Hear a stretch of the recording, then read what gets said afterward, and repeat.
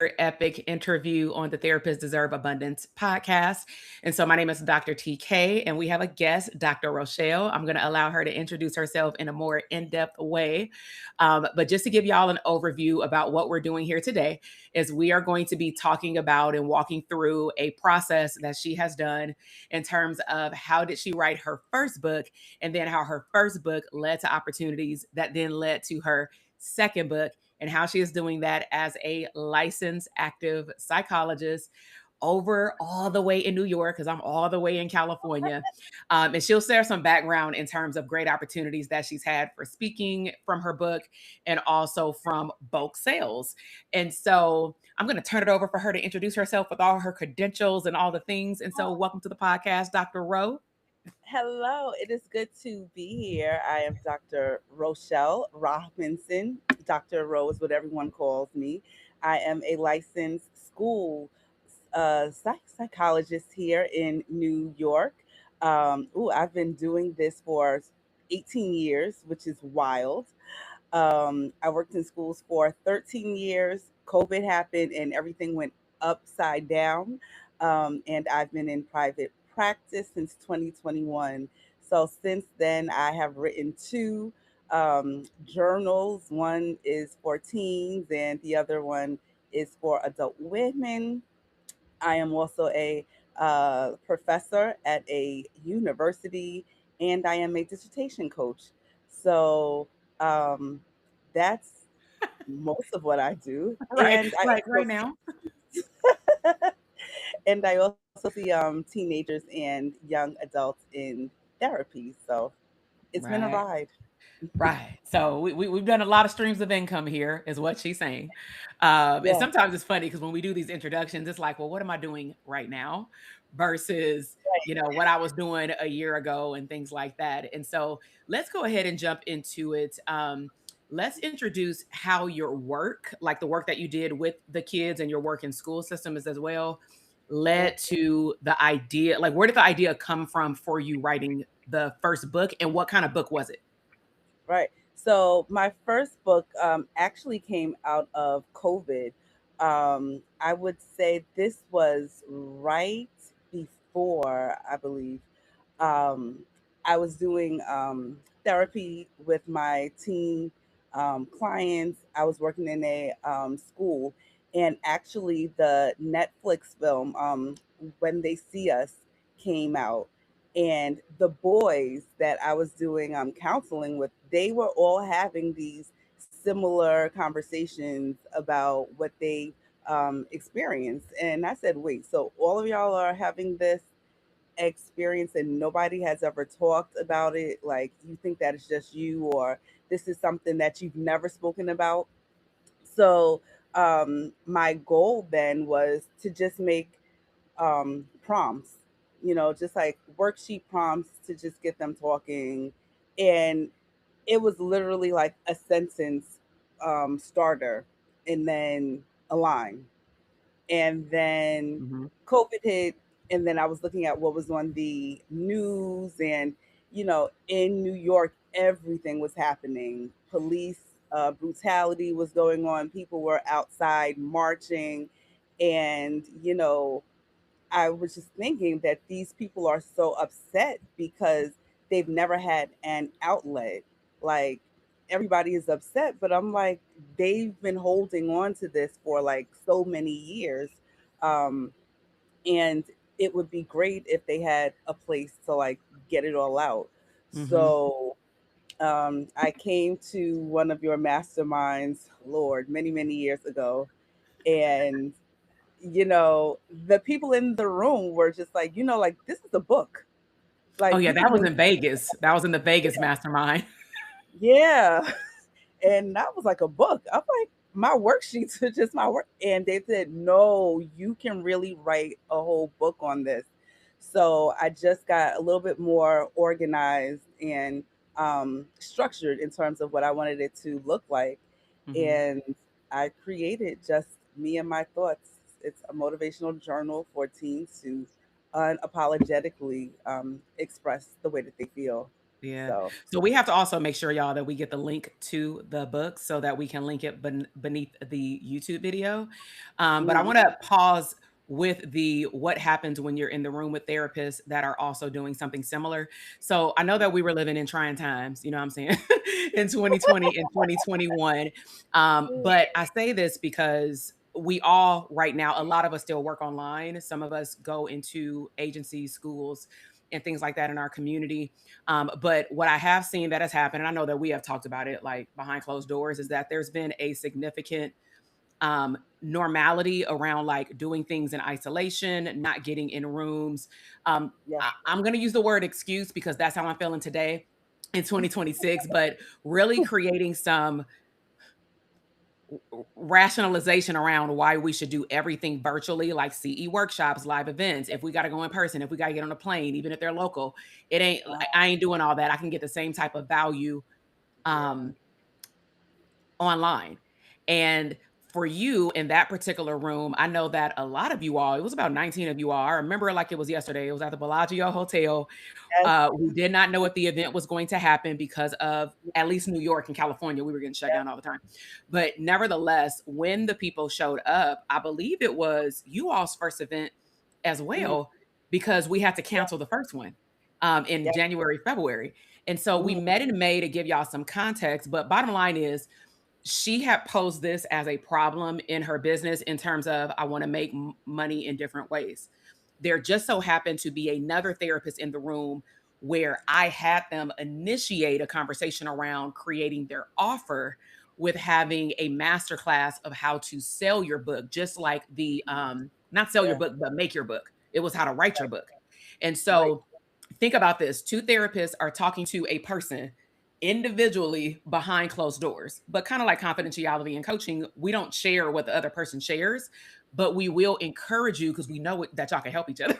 We will encourage you to pose the question in the room to others. And right. that is where I feel like a lot of the fire happened because how long did it take you to write your book? Ooh, um, I will be honest. I Before I got in the room, I like stalled. I'm not gonna front. It was like some Well, days see, I would talk about write. that because that's where people are right now stalling.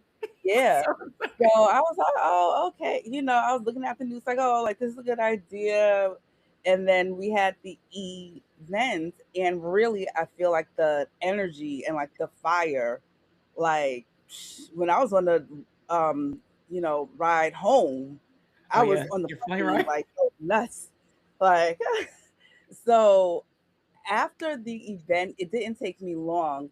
If that was in May, by November when we came back, I was talking about production and Mhm. like how to get it done. Yeah. So yeah, it was fast. Yeah. Yeah. So the goal, I believe the person who was speaking that day, she doesn't do books anymore because I did reach out. So those of you who want to know, she does not do it anymore because I already asked last year. But her goal was to test out what she was doing for like a webinar or something, Mhm. to do like a couple of hours online. And then she would teach them pretty much the structure. I think back then it was like KDP, Amazon, like all these things, but how to write your book in 30 days. And then she would give them like resources, but it was still up to the therapist to Mhm. actually write the book. And back then, it wasn't ebooks. A lot of the therapists like yourself, so I will go through that process and how that's different now and Oh, kind of yeah, easier, but not easier now to get your book. But yeah, they were talking about physical books. So can you talk about the makeup of the book? Because sometimes I get questions around what kind of book should I have? Do you have it right. so you can show it to them? So I do have my handy dandy book. So it's actually I have two covers. So I have a boy cover and I have a girl one. Okay. And I will say that I had to come up with all of the ideas, like what I wanted it to look like. A big thing for me is that when there were journals that were out, I found that it didn't look like me, it didn't sound like me, it didn't sound like the kids that I worked with. Right. So I had to have this idea of what it was going to look like, and I wanted it to look like New York. So Mm, getting that done, like I went on Upwork and like mhm, they were like, "Wait, what do you mean?" And I said, "I need a brownstone. I need people mhm. sitting on the brownstone and things like that." So after I had that be actual what I thought about was the young people who I work with and how they work. And a lot of them worked really well with this spiral bound book that was hardcover because anybody that knows, like whether they're middle school kids or like high school kids, they're like throwing books away and, throwing Mhm. them down. So I needed something hard. Yeah. Um, and it was difficult to find that here in the US. Can you talk about that a little bit more? Because I know times have changed Yeah, with accessibility, because there are a lot of things in the US, yeah, but it's probably more affordable people seek overseas, but then there are yeah, cons to that as well. So can you educate them yeah, on your process? yeah. So, oh, what was the site? I think it was Alibaba was the site that was recommended because at the time, it was, oh, everything's going fast, like it's really cheap to get things from there. Mhm. And looking through the designs, they had exactly what I wanted. um, and I was just kind of like, dang, like there's no place here. We looked at some of the other like well known spots here, 48-hour books. Yep. So I wasn't able to use them on my first book, but on the second book I was able to. Mhm. Um, and I said, okay, well, let's go with this other, place. And one of the cons, well, there were a few cons, but I think one of the first one was that the minimum that I had to buy was like 500. Wait, say that again so they can hear you in the back. Yeah, the minimum. Like I couldn't order 100. I couldn't order like 200. They were like 500 and I said, "Oh, So let me just insert this one. I don't know about everybody else. I know that I watch YouTube a lot, like it's TV, right? And some mm, people see, like, I'm gonna call them the YouTube, Instagram, and TikTok girlies, and they get uh, these. They are showing themselves on the living room floor with all these packages of either clothes, but also books. mm, And I want people to understand that when you order overseas, they're not just doing it to show you all the sales that they made. They literally have to store. So talk about that. They have to store yeah, these books somewhere in good yeah, temperature, so they also will not get messed up. Okay. yeah, So it's an investment to become an author and have a physical yeah, book and order yeah, overseas so that you can cut the costs. But at what cost? Do you cut the yeah. cost? So that was huge. Where I live, I didn't have a, well, like we have a shed, but it's like full in here. So I actually had the book stored at my aunt's house. I told her that I was gonna have packages coming. We worked it out. Like, okay, they'll be here.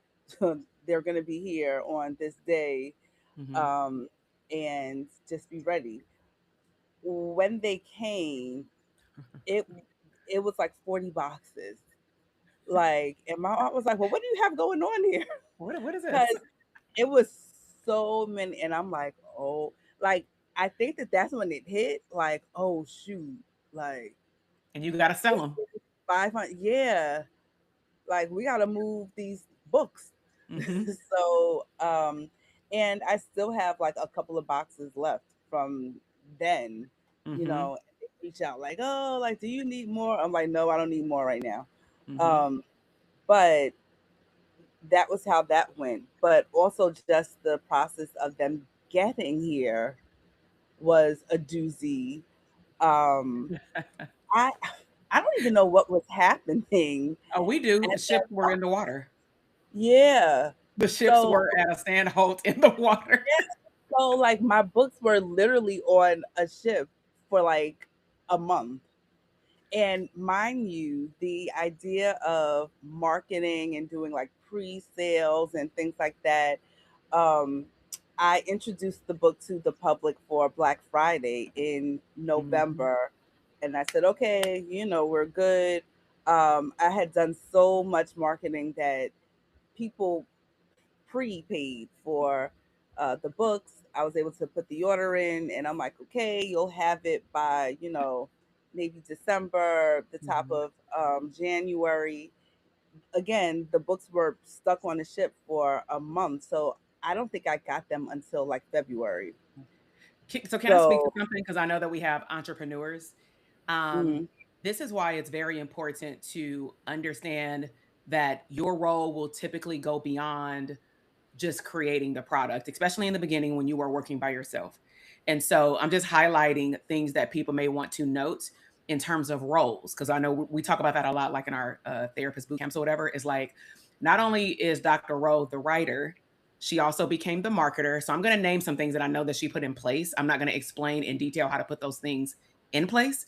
That is what our programs are for. But she set up email marketing, meaning scheduled the emails. She mhm, also had to set up the sales page for the pre-orders. She also had to set up the follow-up emails to notify people, aka she became a customer service agent. So she was the copywriter, she was the mhm, author, she was the marketer, she was the customer service agent, and then she was in charge of delivery, yeah, right? So, and then you do it over again and over again. And that yeah, was a minimum of 4. I'm not even gonna break down what's inside of those yeah, roles, but I want yeah, people to understand that, not to scare them, but to understand that not all things that we show or see on social media that is glamorized is it's mm, never the whole picture, ever. yeah, So, yeah, okay. So yeah. they stuck on the boat because I saw it on the I made a joke one year. I was on a plane and I took a picture for all the therapists and I'm like, "I see all y'all products. I'm on the Like, plane. I see it in the water." yeah, it was like, oh, what? So me telling people that these books are gonna come in like January, and I'm emailing China like, what's happening, and they're like, well, they haven't left yet, like they're still on the boat. So, you're thinking that these people have paid money Mhm, for your product and you're not delivering. So what are you going to do? So mhm. what I actually did was I started to send weekly prompts Yep. to anybody that purchase books so Mhm, that they would know that I did not forget about you. It's still here. We are waiting. But in the meantime, like work on this. And I just created new prompts. So thank God I didn't have to do it for too long, but mhm. maybe I did it for like 7 weeks, for like 7 or Yeah, 8 weeks. yeah. Um, but people were just grateful that I was in touch with them. Yeah, and that's the important part about customer service. Think about how you want to be treated when you buy your product. And while it might be frustrating because you may be waiting on like a pair of jeans or something like that for Christmas or a book that you purchase, it's better to hear from the vendor than to have the vendor ghost you altogether. And not only that, for customer Yeah. service purposes, she also went above and beyond and brainstormed. And this is why it's good that we have a digital world. And even like now, way more ebooks than ever. Like more people do ebooks first, test out their product idea, and then do the journal. But you had enough experience in the field to know what worked and what did not. And Yeah. some people don't have that. So also speaking to my newer people, test out the water first before you go and spend your time and money creating something like this, because there is processes that need to be in place. Hmm. But it was really good that you thought on your feet and then used the tools that you invested in with the email marketing to then start sending them and drip it out over time until they got the physical book, which is great. Yeah. Okay. All right. Well, So thank you. so yeah. So we got the books in Auntie's garage. Now walk us through, because actually I'm a fast forward. Now we are in November of the same year, 2021. Yeah, we're in November Yeah. of 2021. We're in Vegas. It's during Veterans Day. That's usually our graduation end of year thing. And one of your hot seats, I should post a picture today. I'm gonna find it. But one of your hot seat questions. So for those of y'all who don't know what a hot seat is, when we have these mastermind events, the therapists are to usually pre-submit before we get to the event, or at least after day one. They submit a question that they want other people in the room to pour into them, because that's the definition of a mastermind, not just me as a coach, right? So I think we had 12 people during that event. And Hmm. your question was, how do I get bulk sales?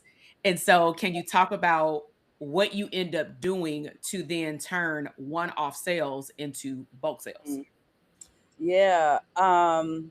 It was so because I worked in schools and I knew what the climate was, I said, I need to get into schools, how do I do it? Like, so I think at that time, because it was November, the idea was to get in and do some sort of like a warm welcome before the school year ended. because that's when budgets are being created, and schools are actually planning for the next year. Okay, so in New York, school ends in June, but they are planning in April, in like Yeah. May. The fiscal, they Their have to do their budgets, fiscal budget. yeah. So their budgets start over in on July 1st. So I had to make sure that I was somehow in, and I would say that it was a slow start. Because some people are like, okay, well, who is this person? Or we always contract with this group over here. Um, so I didn't have too many kind of like sales like that. But then I started to offer work, like kind of like professional developments, these like workshops Hmm. that I could come in and I could kind of share basically what was in the book and say, Hmm. okay, so as part of this, like if you purchase 10, I'll come in and I'll do this. Oh, And okay. from there, it kind of like it started to grow. Events that I went to, I had to become very strategic about vending events. So I started going to all of the educational events, uh, the back to school events, teacher appreciation, principal this, like anything that had to deal with school, I was there. Hmm. And I met a lot of principals. You get some people like, oh, like we don't have funding or this or that, but then they find a way. Yep, exactly. So And I want to insert this because we do have a lot of therapists that are interested and or are doing speaking. And while I do firmly believe that you want to have what's it called a speaker's kit or a media kit to pitch yourself, I find that therapists that I talk to are sitting more on creating the one sheet that they never actually pitch themselves. And so, what Dr. Rowe is talking to you all about is that you don't know what's going to sell your product unless you experiment. And what she did yeah, is she's also a professor. So, she used her gift of teaching, but I feel like all therapists are teachers in your own way. You use yes, your gift as explaining something in a very simplistic manner in front of a group of people.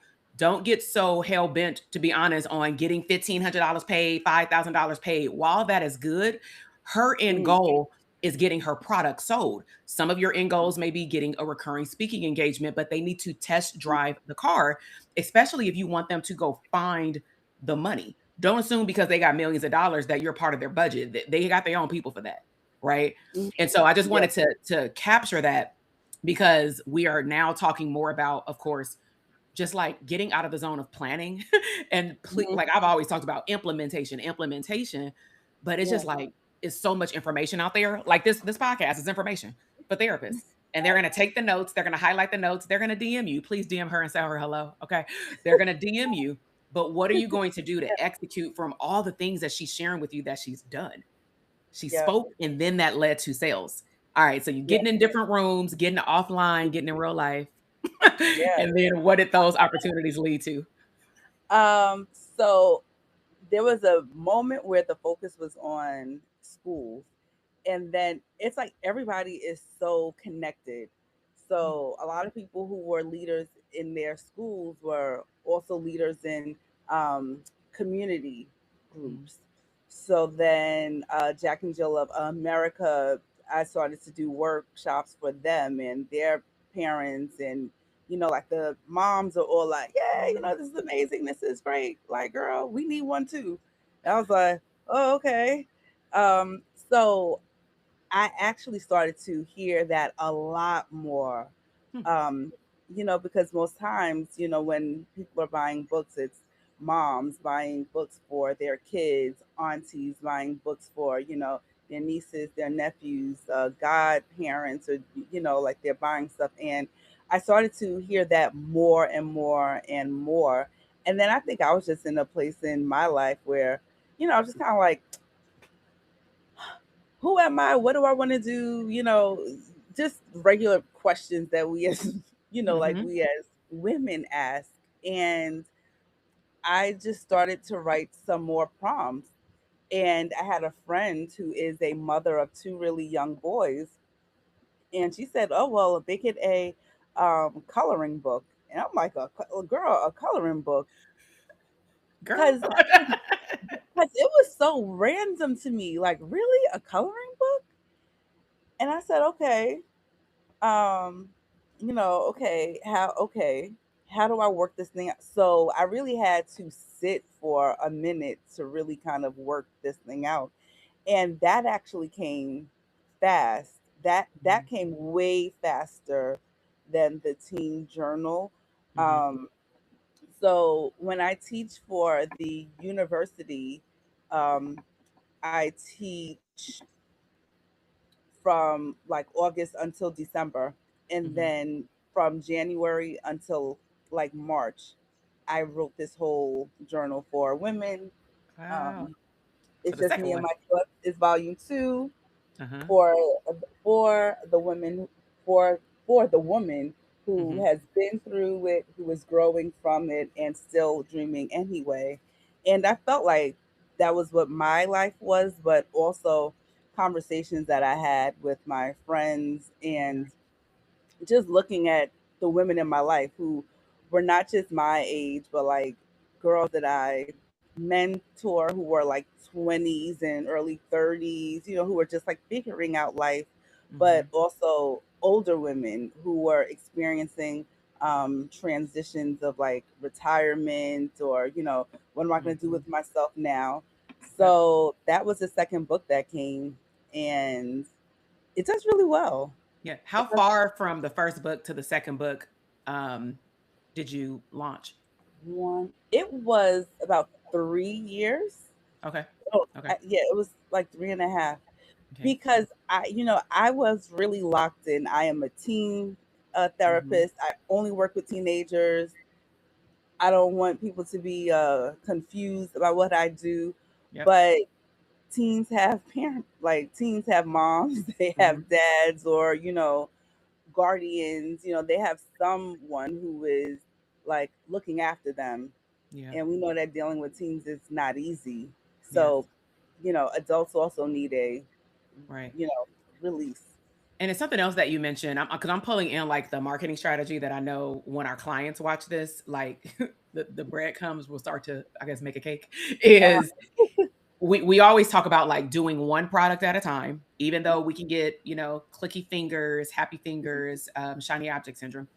Is at the end of the day, you did what was aligned with your heart and also with your clinical expertise. Like a teen book made the most sense because yeah, a lot of us therapists, we make up activities that we do not go online and create. We think right. about them at the top of our head, but some of us never write them down, or we do and then they're scattered. And you Yeah, chose to put everything together. You were just missing the system to put it together. Once you got the system, you were good. yeah, But what I love that you talked about is you didn't just get up and say, all right, what's my next product? It was like, okay, it wasn't a product, but let me start speaking. I yeah, teach. So let me start speaking. And then you can get called for speaking, which I know that that's how we first met. You were getting called, you wanted yeah, to do speaking in church and stuff. Then yeah. that led to book sales and vice versa. But Mhm, then because you were doing a lot of work in the community, they then, and this is the most important piece, y'all, they mhm, told her what they needed. Those are yeah, there's going to be some of your best products beyond your first because mhm, you already have a warm market that's telling you what they want. You just now need to go and create it. And the great mhm, part is you can create it faster because you've already went through a process, even yeah, if it's slightly different, like a coloring book or a journal page versus a binded book. yeah, So anything yeah, that you want to share, like for therapists who are in the writing phase. Any tips you have for time management, productivity to get it done and not let it take 2 to 3 years yeah, to write? yeah. I would say have a designated spot to write, and know that that may not be at home. Mm, So so my my the last book that I wrote, I think it happened fast because I went to Starbucks like 5 out of 7 days, like okay. out of the week. And I was able to sit there, people watch a little bit, watch the women come in and out, and like, oh, okay, she's with the kids, or, she's coming from the gym or whatever. But, I was able to sit, I was able to be relaxed. and just kind of write and focus. Mhm. So that's Mhm. the biggest thing.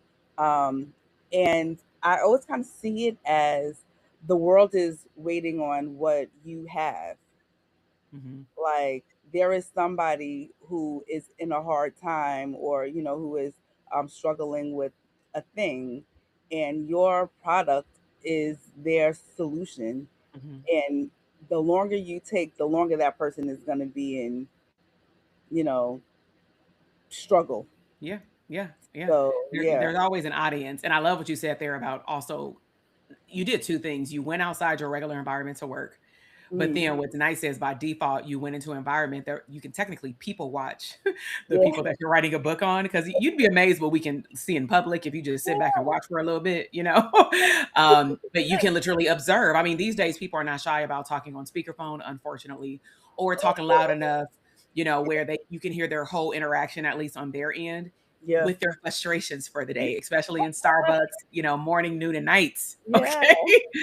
Uh, and then I know that resources have changed Mhm. for writing books. So let me just recap some of the, some people still go to Amazon KDP to upload the book, yes, to Amazon so they can get reviews. One of Right. them she mentioned earlier on was 48-hour books, and it sounds like exactly what it is, but you do have to have your formatting, which we didn't get into. That's Yeah. more of what she learned when she formatted her book. But just know when you are writing a physical book, um, AI is cute, right? And it can definitely work for digital products, but I would just recommend that you get another pair of eyes on it that is a real person that understands your tone of how Mhm. you want to write your journal prompts or your introduction, especially if it's going to be printed. Maybe not for ebooks, but for a printable book, you do want to Yeah. go to, she mentioned Upwork. You can find people on Fiverr, vet people. Yeah. But the editing process when you print a book, do not, my people, print 100 books or Right. 500 books from overseas and you have not gotten a sample. Yeah. Okay. And I know her No. samples were hard to come by because they were already in China, but I'm just saying, get samples of your book. I know my first book, it wasn't as merely as big as yours. Yeah. It was the relationship book. It was just 6 by 9, super small. But I'm glad I got it was like $4 or something like that. I ordered it in mail and all the Uh, pages were crooked. Every single yeah. last one. And that's what I would have gotten in the bulk mail of 150 minimum books. That was the requirement. Can you imagine? Yeah. Oh, yeah. So Yeah. what they actually did with me was they couldn't send me a sample, but um they took a video. Yeah. A flip So through. they Yeah. opened up the book, and but you're still like, Lord, please let it be okay. You know? Yeah. So where can people, if people go to your Instagram, are they able to find your books Yep. through the links there? Yes, you can go Okay. there. You can also go to my website. I actually have a journal page that Hmm. has both of the journals there. That's Hmm. pivotalpointpsych.com. Yeah. And I've already linked it below everybody. So it's down in the description box. Now, I'm gonna go ahead and throw this in here since we're on here live. You help people write other books, and this topic has been a hot topic for the last 2 months. So we're not gonna get into the details of the background, but Uh, can you share with them what other type of book you help grad students write, so that if there are any, because there are a certain amount of college students that yeah. watch the channel, so I Mhm. do, or like listen to the podcast, so I do want them to know of you as a resource for students, especially staying up to date on Instagram. So Yeah. share a little bit about that side of the world. So I'm also a dissertation coach where I help doctoral students with the emotional side of getting through their dissertation process. So a lot of people are stalling, or they don't get done because they're dealing with things that are not like technical, but life, uh, perfectionism, wondering if they are in the right place. So I help people with that. I have several things that go on. There is an email list. We do prayer calls. And one of the things that is growing is a writing retreat. So, Yes. So can you tell them about the last one that you did, just so that when you uh, do another one, they will know what to look forward to, or even share it with another therapist who's yeah, struggling with completing the dissertation process? yeah. So a big thing is that a lot of people struggle with having like dedicated time to actually Mhm. write. Again, they're like worrying about kids, the husband, food, the husband, the wife, whatever. So I just wanted to give folks a lot of time to really like sit down and write. So we had a retreat in March, and the goal was really to be like 12 hours, but we did like 8. Um, and it worked out fine for the people who came because they felt like that was enough. I mean, they can't just completely forget about life. Right. So so like 8 hours was good, and they like literally all they had to do was bring their laptop, whatever notes they had, um, and I provided pens, food. There was breakfast, lunch, snacks, and then there was some light coaching like going on. But really, it was a time for them to come and just talk about what their experiences were, Yeah. and a lot of them had very similar experiences. Hmm. Like, oh, I thought that it was just me. Oh, well, you're dealing with that too. And these are people from different schools. Oh wow. They weren't all from the same school. They weren't all in New York. Hmm. Yeah. Okay. Um, so uh, the idea is to help this grow so that we could get to more people and so that more people can get done.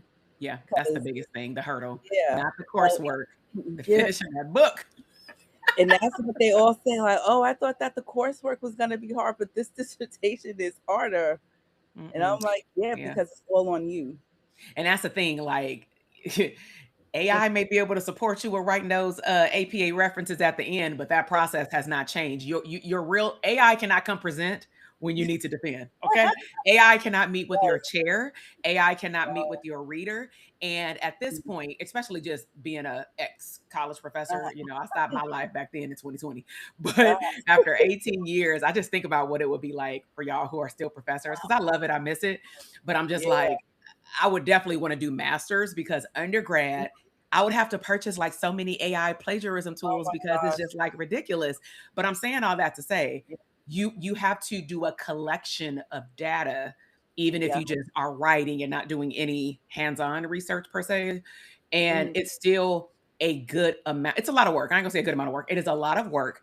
It And you is. still have to be part of the process. You cannot hire a robot to come and do it for you. Yeah. And so the theme that I'm finding with what we talked about earlier, with being in the room, having a stimulation of ideas to get it done in the room, Hmm. is the room is still really important. And I don't know how many times I can stress this to therapists because it's like on one end of the spectrum, therapists are literally complaining about working in isolation, entrepreneurship by themselves or at jobs, still working in isolation. But then when a regular CE workshop, evidence-based practice workshop, or a conference comes up, that's doing too much. And I understand flights are high, but this is why you save money. Like, Yeah. you should have an abundance fund for your business and an Yeah. abundance fund for your life so that Yeah. when an opportunity comes up, you should be actually going into next year, but even the second half of this year, y'all, saying, Hmm. like, that's mine. I want to go to at least one live event before the end of the year. And Yep. a lot of events have been presented to me. So now it's more deciding what does my business or Takesha need by December to walk Yeah. into next year as a better version of who I am today. Yes. Okay. Yeah. So I'm just urging therapists to get outside because y'all, come on, y'all can't have it both ways now. Like, I want to thrive, but I want to Try. work alone. I went to a school psychology conference in Oh, January, and it was a lot. And it's one that I actually went to like 20 years ago, and I hadn't been back or whatever. And I was absolutely surprised because I just do my little thing, I do my work and whatever. And people were like, "Oh my God, it's Dr. Rowe." And I'm like, "Me?" And they're like, "We follow you and the work that you're doing and stuff like that." And I was like, "Oh wow." But I met students who were working on dissertations and yeah. struggling in that and having conversations about that. The Hmm. university that was hosting it, we started talking about things that I could do there. So never think that you're just going to just go, Hmm. because you never know what is going to. You will have no idea what can come up. Hmm. I was shocked when they were excited to see Yeah. me because I Yeah. hadn't been. But I also saw my like internship um, Oh my gosh. supervisor from like 2007. Yeah. Yeah. And she was like, I'm so proud of you. And, it just That is makes you so think dope. back about how you started. Hmm. Yeah, yeah. And the future of our clinicians, like we say, the future of our children, when I say Yeah. they need, so let me give y'all a little disclaimer, like context. And I don't usually do this, but I'll go ahead and say it out loud since we're talking about future clinicians. And so the conversation that's been happening behind closed doors, but I have not talked about it on the podcast publicly, but I have talked about it in terms of supervision. Mhm, Is the quality of supervision we know has, went up and down over the years. mhm. But what private practice clinicians unfortunately have failed to realize is, I'm kind of aging us, but you just said you ain't been back in 20 years, so that kind of aged us out already. So, so I want y'all to just think about this. And if you are listening, please Uh, agree to disagree in the comment box. Let me know your thoughts if you're watching live or later. When you think about the graduate years, 10 years and before that, maybe even before 2020, yeah, before 2020, a lot of us left grad school, and it's not that we did not want to go into private practice. Some of us did immediately go in part-time, not full-time, but we had no problem transitioning into a job for stability. But what yeah, we end up getting as a gift is understanding how systems and businesses work, even if we did not like it, right? So it yeah. technically made us better. But there was one thing that a lot of therapists, when I brought it up yesterday on our call, they were like, oh my gosh. I said, how many of y'all remember a good workspace, because not all are great? Right. And how long did you do HR training for? Not the ones that threw you out to the sharks. Yeah, They were like a week, 2 weeks, a yeah, full day, not no 30 minutes where they lock you in a room and make you watch a video. And I said, yeah. okay, so if you are supervising clinicians and Hmm. you are mad that the school didn't prepare them for after school, you got to remember that you became the training site. Yeah, Our jobs were the yeah, training site. If absolutely. you decide to bring them right out of school, you're going to have to reteach them diagnoses because you learned it in 15 weeks. Depending Yeah, on what school they went to, they learned it in 5. You know what I'm yeah, saying? And yeah. then somebody had mentioned and said, well, this it's a gap, which I believe the Mhm. school is saying, oh, you're going to get that piece student question of the year. You're going to get that in your training site, but then the training site doesn't do it. So then I'm like, well, even though that gap is true, Mm. you are the training site. So don't get frustrated with these Yeah, students when they don't know something, because that's actually your job. Well, I just want to supervise. No, you don't. And you for no. sure don't want to be a group practice owner, because now you got to manage, hire, supervise, and do didactic training, or at Yeah, least individual training. So I just yeah. want to, say that because I just feel like y'all making grad schools the scapegoat. And I'm just like, it still falls on you. Yeah, yeah. When I worked in schools, I actually enjoyed supervising, but I did realize that it was a lot of work. Like, Yeah. like the hood would come out and be like, "Yo, like you don't know this," and it was like, "Oh," but I enjoyed teaching them because I also felt like it was more than they would have gotten Yeah. when they were in class and just listening to Hmm. somebody talk. Yeah. You But know. technically, if you think about our jobs, that's what they did. I think that we didn't probably recognize it because Mhm. the meetings were part of our job. The only Yeah, thing that was a bonus, depending on who we work for, is they would send us to CE workshops of our right. choice or Yeah, not our choice, evidence based practices. But it yeah, was still structured supervision when you yeah, think about it, like mandatory Wednesdays after lunch, 1 hour, you better be in my office or you get written up. yes, That was supervision. yeah. So, I was just in the morning at like 7:30. At yeah. 7:30, we had to be there, and it was like, okay, now it's out to the wolves. Yeah. Like, Yeah. go do your job. Yeah. So But listen, if y'all, if I would highly encourage. I'm gonna name off a group of people, and I want y'all to follow her on Instagram, get in her DM, and say how much you appreciated this interview. But check out her resources. So if you are a pre-licensed provider and you are a doctoral student and you're working towards your dissertation, or even if you know that that's going to be in your future, I just say stay connected. absolutely. But connect with her if you work with teenagers. So this is something that we didn't talk about, Mm. but when you as a clinician write a book, your audience is just not the clientele and community. It is also other providers and agencies that work with those kids, kind of how she said with teachers and stuff. So if you would like to check out the journal for your audience so that maybe you can share it as well. That would be great. It's paying it forward and utilizing a resource that we know that works.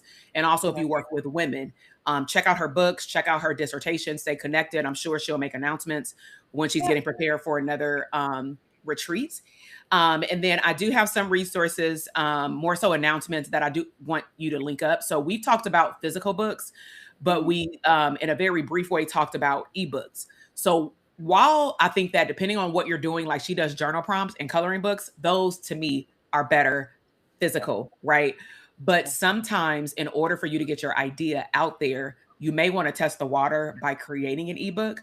And an ebook does not have to be a paid product. It can actually be a email opt-in to get people to see what they like. And so I just put on the screen, but I put all this in the description below. There's an ebook masterclass that I did live that is now available in a mini course, and it's broken down. It is a lot of stuff in there. I give a lot of bonuses so that you can speed up the writing process to then focus on one specific topic. So check out the ebook masterclass. And then also we have we've been talking about productivity time, catering Mhm. time to do for your business. So we are doing a 3-day boot camp starting on actually next Monday. We're doing it for 3 days live stream. It's not on YouTube. It will be Mhm. on Zoom though. We're doing a container. It is free, but not free for time. So when you show up or watch the replay, make sure that you put everything in that you want to get out of it, because our goal is for you to walk away and be very aware of whatever stream of income you want to do next, that you actually have room for it. Because that's been the biggest complaint in the last, I would say, 2.5 years of Right. therapists from the pandemic years jumping into scalability, and then they fall back to solopreneur with one stream of income because they bit off more than they can chew. Yeah. So I'm gonna keep talking about that topic until y'all figure it out, okay? So, we'll drop your Instagram handle below. Thank you so much from the bottom of my heart for coming back on the podcast. I know we had you in the past. Yeah. I'll find the other video that we did a while ago, Okay. on I know we talk about private practice a lot, so I'll Yeah. link y'all those videos below so you can check them out or the whole playlist. But thank y'all so much for joining us live, and check her out on Instagram. Say hello.